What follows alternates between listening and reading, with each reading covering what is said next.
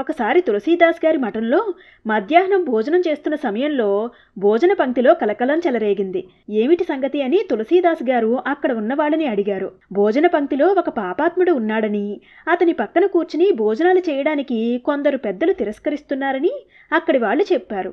పాపాత్ముడు అని చెప్పబడుతున్న వ్యక్తిని నా దగ్గరికి తీసుకురండి అన్నారు తులసీదాస్ గారు.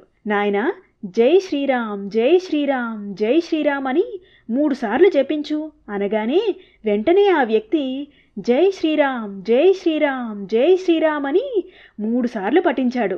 పరమశివుడు ఎల్లవేళలా జపించే రామనామం పఠించాడు కాబట్టి ఈ వ్యక్తి పాపాలన్నీ తొలగిపోయాయి. ఇప్పుడు అందరూ అతనితో కలిసి పంక్తి భోజనం చెయ్యవచ్చు అన్నారు తులసీదాస్ గారు. కానీ ఆ పెద్దలు ఒప్పుకోలేదు.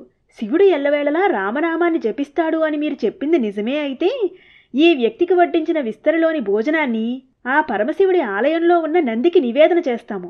నందీశ్వరుడు అంగీకరిస్తే